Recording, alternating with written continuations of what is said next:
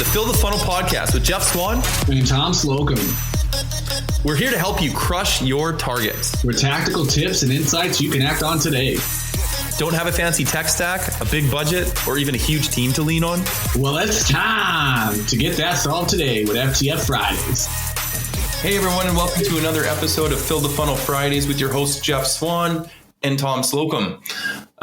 We have an interesting topic today. We've kind of brushed on it in other episodes, but some stuff happened in the last couple of weeks that made me think that, or made us both think that, building your personal brand online as part of the sales process is so important. And it leads to so many opportunities for building credibility, for opening up doors, for getting you into conversations that you normally wouldn't even know about, let alone be part of. And with that in mind, Tom, I want you to talk about a little bit of a situation that's happened in the last bit that has done that for you and why that's actually helpful and not hurtful. Great questions. Branding for me started about a year ago, real branding, and diving into this LinkedIn and social media world and wanting to be seen.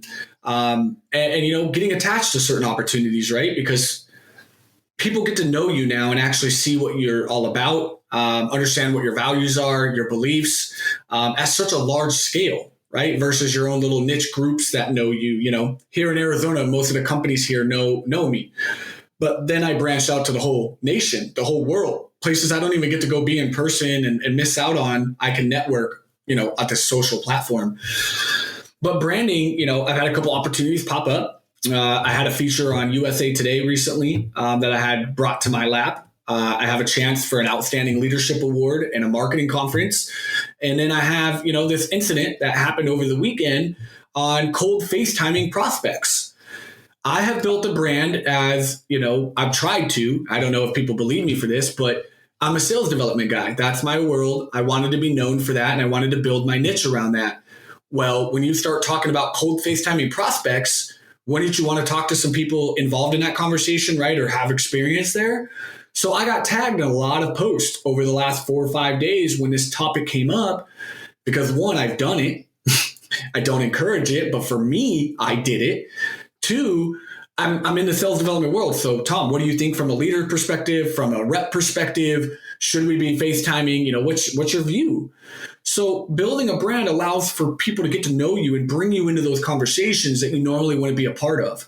If people didn't know, I would love to jump in that convo, but I'm not going to put myself there. I'm not going to force myself into a convo where now I'm being invited. And it's like, hey, Tom, we're talking sales development stuff over here. Can you come here? We want your take on this. What do you think? Just like you, Jeff, right? You probably get pulled in a lot of different directions with marketing and operations things because that's your lane, right? So when you niche down and you get that brand, that's what you want. You want to start being invited versus being forced. In Outbound SOS, we talk about not handling objections and stop handling prospects and stop forcing sales and be a human being on a real connection. It's the same way when you're building a brand. That's the whole point, is that you don't have to force anything anymore. I don't have to go into an interview and spew all this stuff to them and try to get everything in that little window in 30 minutes. When now they look me up before they even reach out to me, and we can jump on an interview and they're caught up to speed. They're like, hey, I love this about you. You talk about this, or can you give me some insight here? That's what branding can do, and the opportunities that can kind of happen because you get pulled in and you get invited to those conversations. Yeah, it's funny you say that too, because I was thinking about that on a sales call earlier today, how people used to ask me for my bio. Who am I? What am I about? What my company's about? All that stuff. But, because I've put in the work over the last couple of years of building my personal brand as well and being crystal clear with my messaging, people know exactly what I do now. And it was, for the longest time, it was, I don't know who you are, what you do, whatever. Now people are very clear on what I do. And so it's kind of nice to have that conversation where instead of kind of spending the majority of the call trying to prove why you should be in the call, now you're trying to adapt what people are needing, the questions they're asking, the pains that they're coming across, all those things, and your focus now is on them and their issues and their challenges and the things that you can help them with, instead of worrying about you. Should you be at the table? And it's just amazing how much of an impact that can have on your ability to put things in the pipe, convert them, and turn them into money. Because, again, you're not trying to prove yourself at every way. You're just guiding the person through their own journey of evaluating your solution and figuring out if it is the right thing to solve their problems right now. I've said this on past episodes, and I told you this as soon as I started building. I was cold calling with my team last year in COVID and all of this stuff when I started building a brand. And immediately, the biggest impact that I had was on my pipeline, my results, my conversion rates. Being able to cold call now was no longer really cold. It was warm. Tom, I've been seeing you, right? I know you. Yeah. And so emails got better responses because people were open to me now. They weren't like talking to a stranger per se. I had some respect. I had some reference, right? Clout, but like they were aware of me now. I wasn't a stranger hitting up their inbox anymore. I had an ability to make a real conversation with them. You also look at, sending a video message was a lot better. And honestly, it allows you to also have some excuses.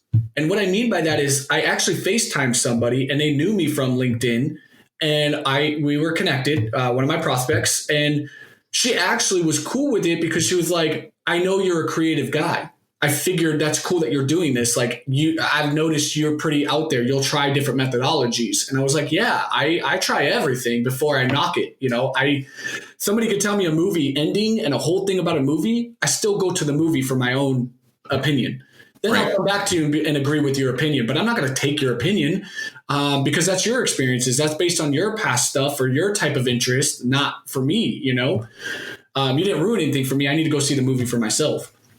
So, you start getting familiar like that. And so she was like, Tom, I see that in your brand. I could see you being a guy to get on FaceTime. Like, don't ever do it again. But this is common for you. I could see you being this. This is exactly a thing Tom would do. And so you start building brands like that to where people are familiar with you. They know what you represent. They get to know you. And so it's so important when building a business. It doesn't make sense to me when you're going to market to try to sell why you wouldn't be trying to use social network to build out who you already are before you knock on the door. Why not? Like, why would I want to go door to door and try to make a sale when I could have, a flyer go out to the neighborhood a week before I get there that lets them know I'm going to be coming by the neighborhood, and give a little background of what my offering is, how long I've been in business. Can't wait to see you at your front door. That's what I did when I did door to doors, right? Get that blanket that market a little bit. And then go and knock on those doors. Guess what? When they look through the people, oh my God, Jeff, it's Tom. Tom's here. Hey, we got his flyer last week. They open the door and now I'm familiar, versus if I didn't do anything and just started knocking on random doors. This is why the super cheesy and annoying realtor billboard is still a thing. Because just seeing the face and recognizing the person, as a realtor, you become a little mini celebrity in your world, and people recognize your face, right? And so it's really important when your face is your capital. And now with, LinkedIn being a stalwart, this is kind of table stakes now for people that are selling LinkedIn and social and whatever else. People see your face before they do anything. When they get a cold call from you, they'll look, oh, who's this? Tom Slocum? Okay, I'm going to look you up. And then they'll actually look up your name on Google, and they'll see all the different things you're part of. Your USA Today article, your LinkedIn profile, some posts that you had, some YouTube videos, our Fill the Funnel podcast, like all these things. And you start to see this string of advice you give and your opinions on topics and your version of seeing that movie, and people get to know you. So from a practical perspective, your LinkedIn profile has a lot of different ways that you can present all of this topic really easy, as they have the featured section where you can put media, videos, posts, like all these things, so that people can see right away the type of post that you identify with and you want people to know about. Tom and I are both creators. We have creator mode on LinkedIn, And that gives you the opportunity to do a short intro video on your profile picture. So something like that, again, just like what Tom's saying about that flyer, is that's literally your flyer. This is what I'm about. You talk to me because X, Y, Z. And, you know, I'm not even going to pretend like I know how to best do that, but there are a lot of really cool people out there that know how to do that best. So look them up. It's the best way to do it, you know, because then guess what? Doing the video on LinkedIn, right? They can hear your face, your tonality, all of that. So when you cold call, they might have an opportunity to recognize the voice, right? I started putting my picture in my signature in my emails, right? Like making it like a little mini business card in my email. So, you know, my face was there. So when I sent a video on LinkedIn or my face popped up in their feed, they could correlate it to that email. So I'm no longer a stranger. It's not just this. You got to understand, like LinkedIn, even in text form, when you post on LinkedIn via text versus a video, like it's just a pic. Like I just see this blanket words from you. Like that doesn't tell me who you are. And you can write. People are really good storytellers. They really are. We're in our human nature. You can lie, you can fabricate, you could do all these things versus a raw video or, you know, an intro video. Like you can't lie, you can't hide that. But if people aren't putting their face out there, then I can't ever consistently remember you. I don't know that, like, oh, the name sounds familiar, but no. But then guess what? You go look at their profile and all of a sudden you're like, oh yeah, I know them. Yeah. I know that person, right? So you want to build familiarity when in your outreach. So SDRs and AEs, like stop hustling. Stop making it so hard. Stop having to earn your seat at a table with everybody. Stop trying to have to force your way into conversations or force a sale. Start blanketing your market and letting them into your world. Let them know your career stats, you know, in a very easy way, right? Like learn this credibility and also prove to them you're not a shitty rep and a shitty salesperson, right? Because that's already all of our name is attached to. I've been able to detach my name from that because I share my best practices. I put out what I believe in my values in how prospecting works, or talking with my friends in my community about, you know, how to write an email, right? Or what I think. That all correlates to how, you know, people will find how you prospect, right? And so, you know, you start showing yourself on a larger area and you start being seen, that then things get, the friction goes away. You're not having to try so hard. You know, I love what you're saying there, because even back when LinkedIn was kind of more in its infancy stage, I had an SDR on my team who took it upon himself to repost every bit of content our content team produced. He curated 100%. The guy could barely speak English well, and he curated it all. He didn't create anything of his own. But what he did was he shared specific things every 2 days on topics that were relevant to the buyer that he's going after. So when he talked to them, they would look up his profile and know the top 3 things. The last 3 things he said were relevant to what he's saying to the prospect in that call. And he was probably the best on the team as far as converting. So once he actually got somebody on the phone, he was the highest conversion rate from a response to a meeting. And I can tell you it's very likely attributed to his ability to just put his brand out there. Because I can tell you, I can confirm, because they were my team, I had other people on the team that were better at him at opening up doors, at having conversations, delivering value, all of the core things that you need to do really well in this role. But this one gentleman took it upon himself to build a brand and build a story around him. So to your point, Tom, not making that, not having to hustle to tell his story every time, you know, not having to be a great storyteller because his content is doing it for him. Listen, buyers right now are researching. That's okay. We're not in the 90s anymore where you have to pick up a phone and educate somebody on a new product launch, right? Because before you'd have to go reach out to the market, let them know through phone, relay information, right? They had no TV or social like that, right?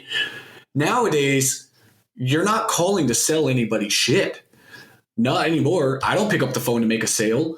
I pick up the phone to make a connection, to say, hey, I know you're looking for this. I can tell you're in the market based on your content, some of the questions you've been asking. I just want to show you why my product would be the best fit for that, right? Or what about us will make the difference for you? You know, we all know about TVs nowadays, right? You don't need to wait for the phone to call you and tell you about a new TV deal. It's online. You can go look it up. But you still, with all that information, pick a brand. Always. You stay within a brand. You stay, you know, I'll buy a Sony over a Panasonic, right? Obviously other factors, but you know who you're going to go with. You buy based on the connection. So when you start building a brand and start putting yourself out there like this, you take away that friction. And so when a buyer goes to research Seamless, I bet you Amelia Taylor's face is everywhere if they type in Seamless and look at content, because Amelia's representing the brand and she's connected to that. So now they're already going to be, so instead of Amelia having to go cold and fight for sales, she's being invited. Just like Arthur with Chili Piper. Arthur is probably most likely on a month-to-month basis being invited into conversations versus having to find them. People are coming to him because they're doing research and his name is all over the brand of Chili Piper and what his values are. Same with Ben Harbor. Sendoso's got tons of AEs, but who do you think about when you think of Sendoso? You think of Ben Harbor. You think of a great salesman he is. You look at his content. You see he's a very good human being and a good salesperson. So when the buyer's researching, they decided on Sendoso, but they're going to go call Ben. They want to get in through Ben. I should be invited. Yeah, it's like content, because there's so much content out there these days, that content by itself is not enough to make you that brand. You know, what you have to do, and the names that you mentioned are people that are out there actively every day hustling. They're hustling in a different way. They're working really hard to be part of those conversations, and then they're being invited to more. So they're still putting in that effort that you are. When you're at home and you're putting in that effort, they're doing the same thing, but what they're doing is amplifying their efforts, right? Bingo. Tom is on a podcast that he booked through his own work. Then that gets him invited to another podcast without having to do extra work. And that's the key. It's amplifying what you're doing. You're being seen. Like I said, the best thing that you can do by being a brand is, like I said, I've been in sales for 15 years, but to the grand world, I was a nobody. But in Arizona, people know me. I'm recognizable. I've worked with a lot of my friends. We all know what I can do here in the state and in my little niche community. But what I was able to do through LinkedIn branding was amplify that on a huge scale and kind of put myself out there and almost get community validation that, like, yeah, Tom, you're pretty awesome, man. You know your shit. And so then you get out there a lot more. And then, you know, you're seen and you're amplifying the same shit you've already known that you're good at, but now you're getting to amplify it, which opens up worlds of opportunities without ever leaving your house. In the 90s, I would have had to travel to Texas to be seen in Texas and maybe see somebody, meet somebody and be like, damn, if our worlds had collided 5 years ago. Jeff and I built a company and we never even met. And he's in Canada and I'm here. Yeah. But because of the amplification of branding, I reached Jeff up in Canada and I never left my house. He reached me. So as we wrap up here, I'll let you kind of end this here, but that's my sense. So no, I love it. So hands down, to be best at sales, whether you're doing the work yourself or people are coming to you, a brand is how you'll get there. So stop doing hard work, do the smart work. Thank you and happy hunting. Thank you for joining us for another episode of Fill the Funnel podcast. If you like what you heard, be sure to hit subscribe on your favorite platform, give us reviews, and tell all your friends about us. Till next time, happy hunting.